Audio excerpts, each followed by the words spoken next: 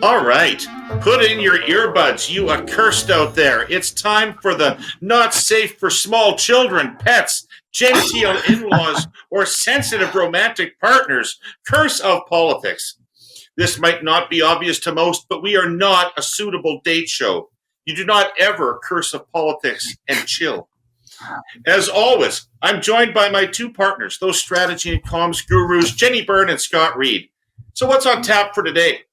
We're going to follow up on my conversation with Anna Mee, and we're going to talk about the nature of party leadership. What's the actual status and power of a party leader in a normal party anyway? And then we're going to talk about the two behemoths that are going to dominate Canadian politics in 2022, COVID and the cost of living, and how those two things are going to affect politics at the provincial and federal levels across the country. And of course, no curse of politics is ever complete without our hey yous. Jenni, Scott, we're back for our virtual CJPAC friends. Some scintillating 44th Parliament talk. How are you? Hey, great. It's awesome to be back at CJPAC. Jenni, do you see your friend Melissa all over that video there? You're muted, Jenni. She's been struck dumb. She's so excited.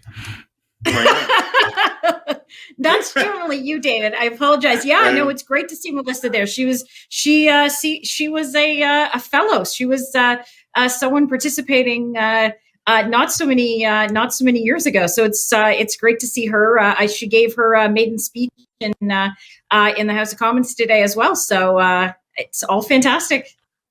Awesome. This is such a cool organization. There's nothing like this in Canada that I'm aware of. Trains young people to get involved in politics, gives them campaign skills, teaches them the things that Jenni knows and Scott and I don't. That's exactly right. No, it's fantastic. It's fantastic. Go ahead, Scott. I was going to say they could invite us to be cautionary tales. We could just stand in the room and people could point us and say, "No, don't do that." That thing that Herle did in 2018, don't do that thing. All right, let's start with what it means to be the leader of a political party. You guys heard the Anna Mee Paul discussion, right? You heard how she described her job, right? Yeah. So that is, let's just start off 180 degrees different from either the Liberal or the Conservative Party. And maybe, Jenni, you could walk us through how it's different. And I mean, you were the chief of staff to the leader of the Conservative Party when he was prime minister. What does that mean? Deputy chief. What does that mean? You were the boss and everybody knows it. Well, I have to say there were some things that were just extremely striking to me in terms of listening her to her describe her experience as leader. The fact that she essentially couldn't choose her own staff and essentially run her own office. I'm not sure where that would be written. I guess maybe Elizabeth May wrote it into the rules after she left because all of the people around the Green Party were her people. But it is just natural that when a new leader comes in, there might be some people that are kept around. But for the most part, he's bringing his own team. He's bringing his own people. He or she. And so I found that extremely striking, that comment that she made, because we all heard the rumors during the election that was the case, but to actually hear it, it was almost a setup for failure right from the beginning. Scott, why do parties concentrate so much power in their leaders? Because leaders get parties elected. They get all the members of parliament elected because they're the ones that are accountable. I mean, what I heard, and I there's almost no way to respond to what we heard from her as she described her circumstance as a leader without us sounding like crusty old J. Jonah Jameson's going, "I can't believe that's the way it is around here." You know, it's just, but it's ridiculous. Parker, get me photographs now. Let me hire my own damn staff. But it's a startling thing that you would say. I mean, I thought that she was almost describing some kind of notional participatory democracy. Our policy will come and our views and our positions will arrive in a sort of undefined way from our membership. And we will collaborate as a group, as a national council, in order to, sort of arrive at transactional decisions on who will be in the office and who will direct these functions, communications, policy, whatever have you. So and the problem is pretty simple, it seems to me. You're going to be accountable, as she has discovered, and I think she herself said, you're going to be accountable as a leader. And therefore, if you're going to be accountable, you have to have the responsibility. It just comes part and parcel with it. You have to have the responsibility and the control. And it sounds to me like they are structured in a way where they participate in a system, the Canadian electoral system, that deposits accountability at the foot of their leader, at the feet of their leader, but they afford obviously that person very little in terms of responsibility and control over the apparatus of their own success. So it's just I just shake my head and go, listen, guys, I'm sorry, but that's not a professional effort, and you have to make a professional effort, or you're going to get unprofessional performances and unprofessional results. And I think that that's what we've seen over the last number of months. Well, and if they continue with the structure, if this is a true structure, then this is very good news for probably the Liberal Party, because it just means they're not going to professionalize their organization. Like, parties have to evolve. If you remember, in the early days of the Reform Party, the MPs were all seated in alphabetical order. Preston Manning was asking questions from the third row. They realized after the first session that that's just not going to work. Like, parties have to evolve if they're going to survive. And the Green Party seemingly has not done that. They have not. Elizabeth May has continued to hold a grip on this party in terms of the organization. And so, if she's going to do that, like if it is the party of Elizabeth May, then if they want to survive, they might as well just bring her back. Like, right. Why not? Once again, I'd like to share this message from our presenting sponsor, TELUS, following the unprecedented weather events and flooding in British Columbia that sent the province into a state of emergency.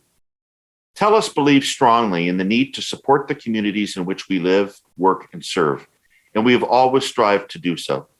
The floods that ravaged BC last week, and which have caused so much disruption in TELUS's home province, have impacted its customers, team members, partners, and suppliers alike. So they're committing $1 million in support of British Columbia flood relief. This includes money given to the Canadian Red Cross, food banks across the province, the BC SPCA to support their work to help animals and livestock in affected areas, as well as in-kind support in health, network, and community services.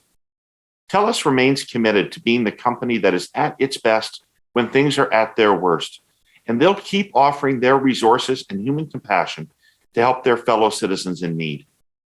TELUS also encourages anyone wishing to join them in offering support to contact organizations registered to provide goods and services in affected areas, including the Red Cross or the BC SPCA. All right. So let's get to the meat of our matter here tonight, which is that I sense by the media in the last couple of days that COVID is back. And it seems sitting as a political issue, and it seems sitting here tonight that we can already tell that COVID and cost of living / inflation are going to dominate Canadian politics in 2022. Both of them are out of the government's control. How do you expect them to affect politics over the next 6 months or so? Well, you go first, Jenny, because I think it's an easy question, and I don't want to rob you of the answer, the opportunity. Well, no, you go right ahead. You go right ahead. I may or may not agree with you.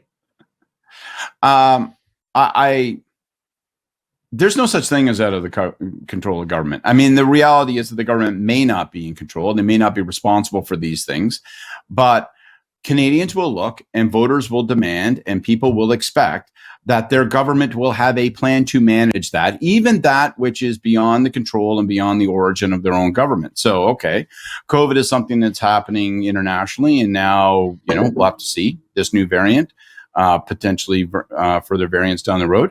But, people don't say, oh, well, fix it.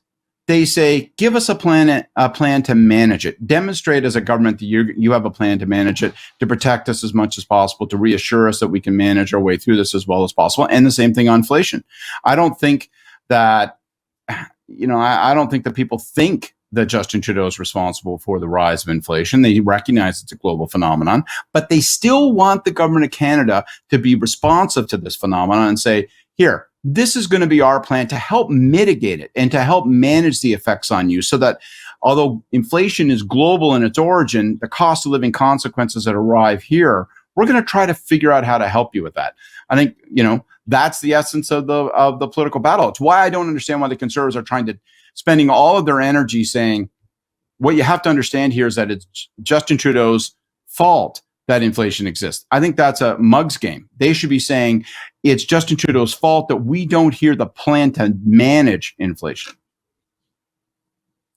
But I think they're one and the same. I think that, listen, there was, I think it's communication wise. The opposition is trying to make this Justin Trudeau's fault, and at the end of the day, it will be his fault if they end up going to the polls and the economy is bad. If interest rates are up, we've got housing prices that are inflated by 22%. I think today that Pierre Poilievre asked in question period, and so I think it's tactically a communications decision that they have decided to do. I do agree with you though, Scott. This government right now, their only talking point is this is a global phenomenon, and there's really nothing we can do about it. And I don't think that those talking points, as well as saying, oh well, the only response we have is we have to have $10 a day daycare. I think that is extremely a hollow, tone deaf response, and I think that I think that they're going to have to change their messaging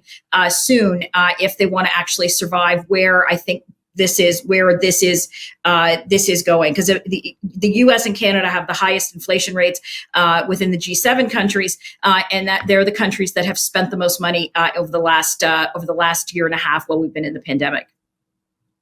Jenny, the issue's real, and the opposition attacks are obviously landing because the government felt compelled to speak about this in the speech from the throne. Despite the fact they didn't speak about it in the election, they felt compelled to speak about it in the speech from the throne. As you said, they didn't have anything by way of solutions other than the policies they already serendipitously had in their pocket to deal with it. But do you expect that ultimately this will result in a change in economic policy by the government? And I'm thinking specifically about the last budget earmarking $100 billion of stimulus. And $30 billion of it was for childcare. That leaves $70 billion yet to be spent. Should they spend it? Are they going to spend it? Well, I guess we'll see. I think that printing money is part of the reason that we're in the position that we're in the position we are in terms of inflation. And I think that we're going to see today the Alberta government came out and said that they're going to be in a position. Their deficit projections are so much lower than what they were expecting for last year at this time. It's like a 12. But that's because of inflation. Lower. That's because of inflation. No, it's because of the high GDP swells your bottom line. The same thing's going to happen when the Feds do their fiscal update. It's the high price of oil and gas. And so this government, for all the rhetoric that they want to talk about in terms of COP and the sideshow that was Alberta, and the fact that our main export is oil and gas, 10% of our GDP is oil and gas, is going to end up helping Canada get out of the economic crisis that it appears that we're heading into. I think the answer to your question is yes and no. Wait, hang on. I think the answer to your question, it's an important thing. I think the answer to your question is going to be yes and no. I think it's yes, they will change economic course, but no, they won't say so. They're not going to say we are going to refuse to spend that money, because they've already said that $70 billion is going to productive purposes and therefore it contributes to growth. They're not going to say, well, it turned out that was all bullshit, right? Like some of this is actually wasteful spending or spending that's not that productive. They won't acknowledge that. What they'll do is what you do in government. They'll slow drag it. There's $70 billion in the fiscal framework, but not all of it will get expended. And then they'll say ex post facto that was a contributing factor in terms of helping to dampen it. So I think that's exactly what will happen in terms of that $70 billion. I don't think all of it will end up getting pushed out the door, but there won't be a declaration of we're going to trim it down to 30. Spare a thought again this week for British Columbia. As I said last pod, it's pretty clear people in that province are paying a heavier price for climate change than some of the rest of us. Last summer, BC suffered some of the hottest temperatures in the world. The heat and resulting fires killed hundreds of people in the Pacific Northwest. Then, just months later, an atmospheric river channeled a foot of rain into the province. Tens of thousands of British Columbians have been forced to flee their homes. The flooding has killed livestock and triggered deadly landslides. And this past week brought another wave of heavy rain. Our sponsor, CN, has thrown itself into relief efforts. The railway has extensive operations in the province, and many of its employees live in the interior. CN has pledged $100,000 to the Red Cross. It has been working with provincial emergency management officials, organizing evacuations, delivering medical equipment, and escorting healthcare workers to stranded areas. Still, the flood closed roads and rail lines between the Lower Mainland and the rest of Canada for days. In many ways, the area remains isolated, and the rest of Canada remains largely cut off from a crucial seaport and the natural resources we depend on from BC. It all just emphasizes how vital our supply chains are to our way of life and how crucial CN is to maintaining them. In 2020, CN moved 300 million tons of cargo along nearly 20,000 route miles from coast to coast and deep into the United States. It actually set a record last year for moving grain out of the prairies. But when trains stop running, containers of material crucial to the livelihoods of producers, manufacturers, and retailers start piling up. That's been happening in the past few weeks. There have been knock-on effects across the country that we are all feeling. CN takes its job as Canada's main trade enabler seriously. Its employees are working night and day to restore full service in BC. Weather permitting, some normalcy should return in a few days. Jenni, how is it not a problem for O'Toole attacking Liberal spending causing inflation when his election platform promised to spend every bit as much money as the Liberals? He completely accepted the Liberal fiscal framework in the election campaign. So how can he now turn around and say, well, the policies I proposed are inflationary? Well, I think that's obviously, are you expecting me to disagree with what the premise of your question was? Like, of course, that's a problem. He did promise more spending than what the Liberals did. What the Liberals did in their platform, and that's why he personally has a credibility issue on the economy on this issue with Canadians, and so it is going to have to be something that they as a party, they as a movement decide how they're going to handle that, because it's not like since the election there has been a lot of like a repudiation or a walking back of the policies. Aaron has said a lot. He is very disappointed in the results and wish they were different, but there's no real reason for there's no explanation as to what he's disappointed in, and that is going to be one of the things he personally is going to have continued credibility on, and why conservative MPs are going to have to answer those questions when people kind of throw it back at them, just like you did just now, David. Let's move to COVID for a second. I've got polling personally that tells me that not many governments in Canada have survived this far with much credibility left with their populations on the issue of COVID. That it's been an incredibly damaging couple of years for most governments in Canada in terms of their relationship with their electorate and how much their electorate trusts them, all on the basis of COVID.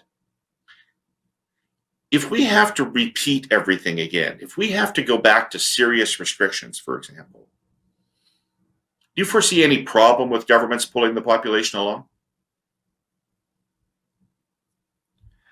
If you're asking me, I think it will be circumstantial. I think it depends upon the ambit of the restrictions. I think it depends upon what the outlook is. And I also think there's a difference between federal and provincial governments that plays to the benefit of the federal government, independent of party stripe. Like, I just think that it's tougher to be a provincial government. You have to bear the brunt of the specific decisions and the specific measures. And so when it comes to those restrictions, saying, look, as we look at our population and our case count here, we're going to have to do the following things. That's going to be a lot harder. Like this, if, and, you know, God forbid, we really hope that, you know, we don't see, you know, a rise in cases and then the new variant takes off in a damaging way. But if it does, it's going to, I just don't think, for example, here in Ontario, I don't think there's any way that does anything other than blow a gigantic hole in Doug Ford's government's hull. I just think it will.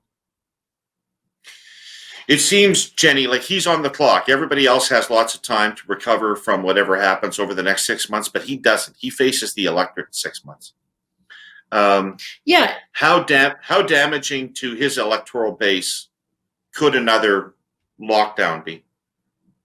Well, to your point to start, before I get into Ontario and the Ontario re-election, is that I think that you know, there is not a lot of scientific evidence out there that warrants further lockdowns. We've had some countries, the UK, Israel, that have kind of have gone quickly. Biden was out yesterday saying everyone should calm down. I was listening. There was Dr. Isaac Bogosh, who has been a very well-spoken doctor during the whole pandemic. He was saying yesterday that let's just wait and see what the data shows. We're not at the point where government should be making decisions to lock down. And I also think that lockdowns, for example, I know there's some people that are completely fine with it, but I think COVID is the lockdown policies of COVID are kind of coming like a carbon tax or the environment, is everyone supports it as long as it doesn't affect them. They're not willing to price for it. And if the Americans do not lock down, which it seems that they are not, they have really never been locked down to the extent that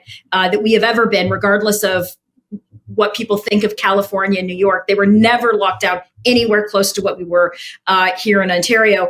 I just don't think that people are going to. I just don't think people are going to support it. So to then segue into Doug, it's kind of the perfect storm that he and his team are going to have to navigate, because not only do you have COVID and the lockdown policies, they contribute to the economic situation somewhat that we are in. So it will hurt the economy.